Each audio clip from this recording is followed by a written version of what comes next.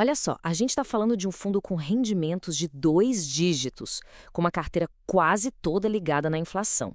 Esse é o HGCR11, o Fundo de Recebíveis da Pátria. Mas a grande pergunta é: será que o risco vale o retorno? É isso que a gente vai descobrir agora. Então vamos lá, a gente vai mergulhar a fundo no relatório gerencial mais recente, que traz os dados de setembro de 2025 e foi publicado agora em outubro. É como se a gente tirasse uma foto do momento atual do fundo, sabe? E essa foto mostra muita coisa importante sobre a estratégia e, claro, sobre os desafios que ele está enfrentando. Beleza, nosso mapa para essa análise é o seguinte. Primeiro, um raio-x rápido de setembro. Depois, a gente entra na carteira para ver de onde vem o dinheiro. Na sequência, olhamos os resultados e o fluxo de caixa. Aí, claro, vão botar uma lupa nos riscos. E, para fechar, o que a própria gestão do fundo está dizendo sobre tudo isso. Bora lá? Ok, começando pelo começo, o raio-x de setembro. Aqueles números que todo mundo que investe no fundo corre para ver assim que o relatório sai.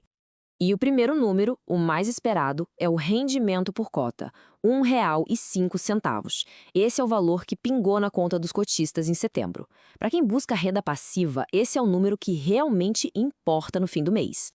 E se a gente anualizar isso, chegamos a um dividend yield de 13%.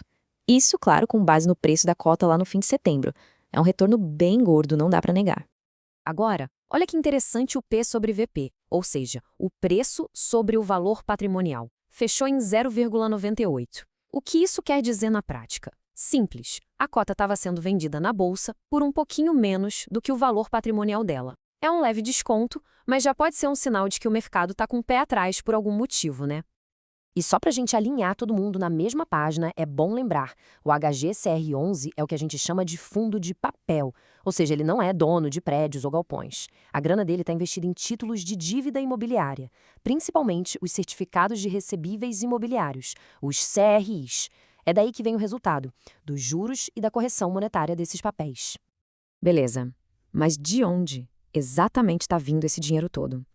Para responder isso, a gente precisa abrir o capô do fundo e olhar o motor, ou melhor, a carteira de ativos. E aqui a estratégia do fundo fica escancarada. Dá uma olhada, 90% da carteira está indexada ao IPCA. É uma aposta clara na inflação. A ideia é proteger o patrimônio e, claro, buscar um ganho real acima da inflação para o cotista. E para não colocar todos os ovos na mesma cesta, a diversificação é a palavra de ordem. O fundo tem 43 CRIs diferentes na carteira. E não é só isso. Esses CRIs estão espalhados por 6 segmentos distintos, com os 3 principais sendo varejo, com 39%, seguido por residencial e logística. Geograficamente, o foco principal é São Paulo, com quase metade da exposição. Essa pulverização é fundamental para a saúde do portfólio. Agora vamos dar nome aos bois. Quem são os maiores devedores do fundo? A gente vê aqui os 3 principais. O maior de todos é o CRI da Almeida Júnior, que representa pouco mais de 8% do patrimônio líquido. Logo depois vem o CRI Cota e o da Léo Madeiras.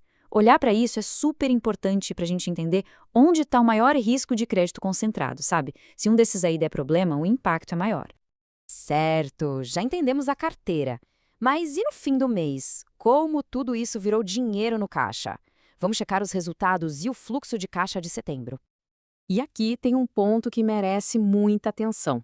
Olha só, o fundo gerou um resultado de 99 centavos por cota, mas ele distribuiu R$ 1,05. Peraí, se ele gerou menos do que pagou, de onde veio essa diferença? A resposta está aqui. Para completar a distribuição e manter esse patamar de rendimento, o fundo precisou usar 6 centavos por cota da sua reserva acumulada. É por isso que o saldo de reserva, que era de 78 centavos, caiu para 72. É uma estratégia válida para dar mais estabilidade nos pagamentos, mas, claro, é um recurso finito. Bom, e como nem tudo são flores, chegou a hora de falar dos riscos. Vamos focar em 2 pontos que estão sempre no radar de quem acompanha o HGCR11: alavancagem e inadimplência. Em setembro, o fundo fechou o mês com uma alavancagem de 2,5% sobre o patrimônio líquido. É um percentual baixo, tá? Bem controlado. Mas é importante saber que existe essa dívida que vem de umas operações de financiamento bem específicas. E essa alavancagem vem do que o mercado chama de operações compromissadas. Para simplificar, funciona mais ou menos como um empréstimo. O fundo vende alguns dos seus CRIs com um acordo de recomprar eles no futuro. Ele pega esse dinheiro para fazer novos investimentos. A política da gestão é bem clara: manter esse tipo de operação sempre abaixo de 10% do patrimônio. Agora o ponto mais delicado, sem dúvida. O CRE Cota, que a gente até viu ali na lista dos maiores devedores, está na watchlist. E o motivo é sério. Ele está inadimplente. E não é um ativo qualquer, ele representa quase 5% de todo o patrimônio do fundo. A gestão, claro, diz no relatório que já está tomando todas as medidas judiciais adequadas para a recuperação do crédito. O problema, e eles mesmos admitem, é que a justiça não anda na velocidade que o investidor gostaria. Então, esse é o ponto para ficar de olho nos próximos meses. Beleza, para a gente amarrar tudo isso, vamos fazer um balanço final e ver o que a própria gestão falou sobre o futuro do fundo.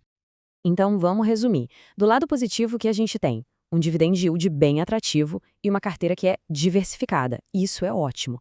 Já do lado dos pontos de atenção, a gente tem a inadimplência do CRI Cota, que é o principal deles. Também o fato da distribuição ter sido maior que o resultado do mês, o que consumiu reserva. E, por fim, a alavancagem, que, apesar de baixa, é sempre um ponto a se monitorar. E para fechar, uma mensagem da própria gestão, que deixa todo mundo pensando. Eles dizem que o guidance está sendo reavaliado, ou seja, a projeção de rendimentos futuros está em revisão. E por quê? Por causa de alguns fatores recentes, como o pagamento antecipado de um CRI que rendia bem e também a desaceleração da inflação. Fica no ar a grande questão. Será que os próximos dividendos podem ser impactados por isso?